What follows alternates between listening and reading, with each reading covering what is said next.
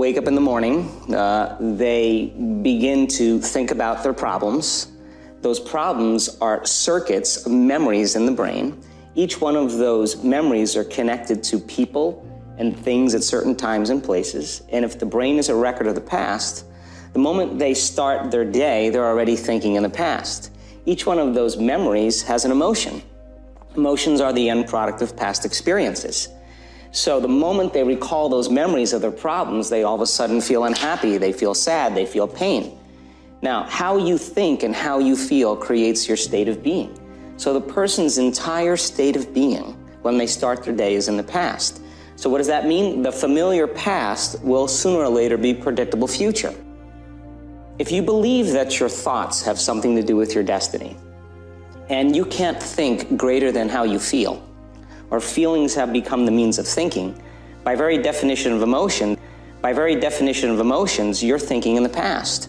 And for the most part, you're going to keep creating the same life. So then people grab their cell phone, they check their WhatsApp, they check their text, they check their emails, they check Facebook, they take a picture of their feet, they post it on Facebook, they tweet something, they do Instagram, they check the news, and now they feel really connected to everything that's known in their life. And then they go through a series of routine behaviors. They get out of bed on the same side, they go to the toilet, they get a cup of coffee, they take a shower, they get dressed, they drive to work the same way, they do the same things, they see the same people, they push the same emotional buttons, and that becomes the routine, and it becomes like a program. So now they've lost their free will to a program, and there's no unseen hand doing it to them. So when it comes time to change, the redundancy of that cycle becomes a subconscious program. So now 95% of who we are by the time we're 35 years old is a memorized set of behaviors, emotional reactions, unconscious habits, hardwired attitudes, beliefs, and perceptions that function like a computer program. So then a person can say with their 5% of their conscious mind, I want to be healthy, I want to be happy, I want to be free. But the body's on a whole different program. So then how do you begin to make those changes? Well, you have to get beyond the analytical mind, because what separates the conscious mind from the subconscious mind is the analytical mind.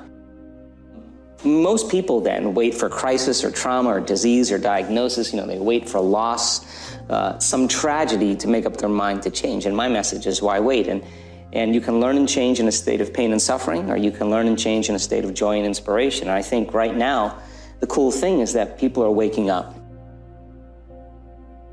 The stronger the emotional reaction you have to some experience in your life, the emotional quotient, the more you pay attention to the cause. And the moment the brain puts all of its attention on the cause, it takes a snapshot, and that's called a memory. So long-term memories are created from very highly emotional experiences. When you have an emotional reaction to someone or something, most people think that they can't control their emotional reaction. Well, it turns out if you allow that emotional reaction, it's called a refractory period, to last for hours or days, that's called a mood. I say to someone, hey, well, what's up? You say, I'm in a mood. Well, why are you in a mood?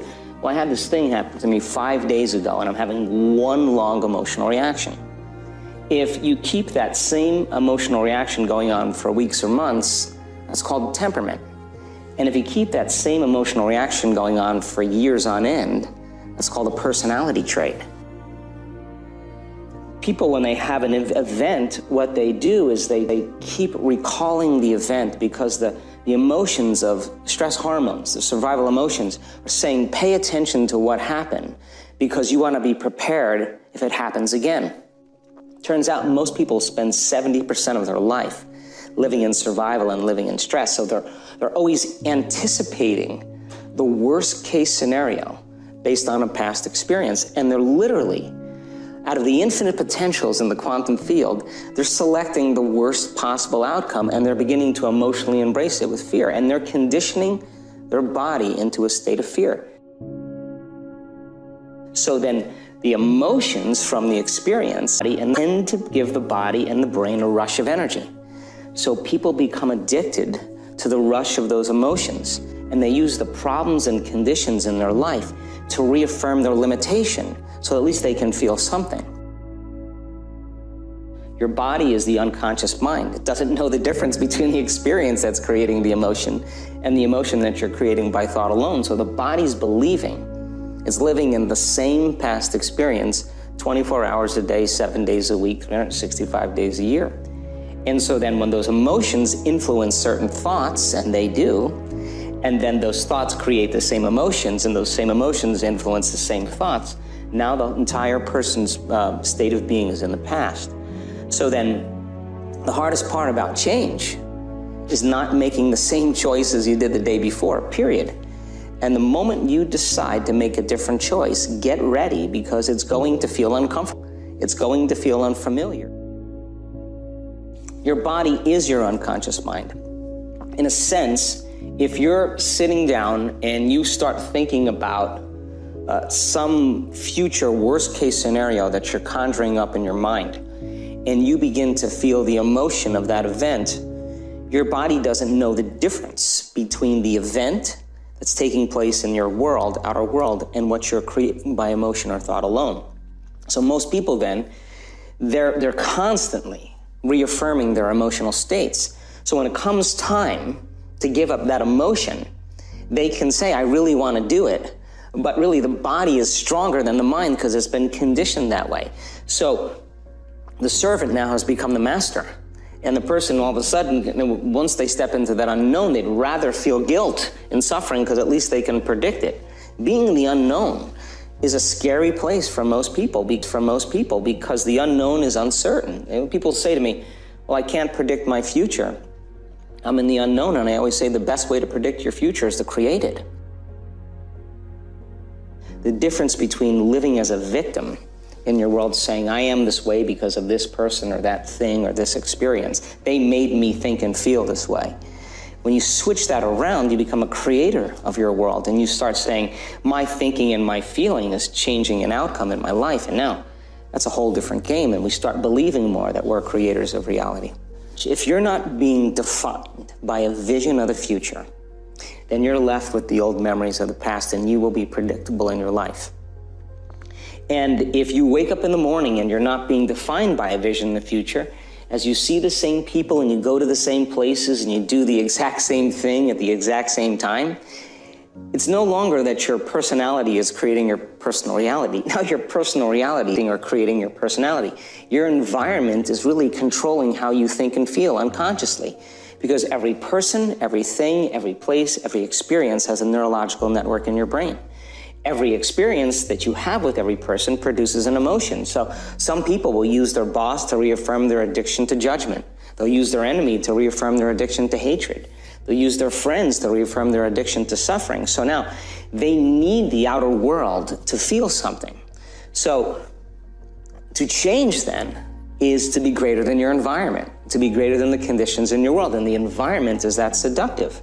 So then why is meditation the tool? Well, let's sit down, let's close our eyes. Let's disconnect from your outer environment. So if you're seeing less things, there's less stimulation going to your brain.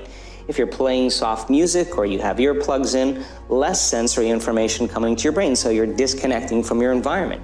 If you can sit your body down and tell it to stay like an animal, stay right here. I'm gonna feed you when we're done. You can get up and check your emails, you can do all your texts, but right now, you're gonna sit there and obey me. So then, when you do that properly, and you're not eating anything or smelling anything or tasting anything, you're not up experiencing and feeling anything, you would have to agree with me that you're being defined by a thought, right? You're telling the body it's no longer the mind, that you're the mind, and now your will is getting greater than the program. And if you keep doing this over and over again, over and over again, over and over again, just like training a stallion or a dog, it's just gonna say, I'm gonna sit. And the moment that happens, and the body's no longer the mind, when it finally surrenders, there's a liberation of energy.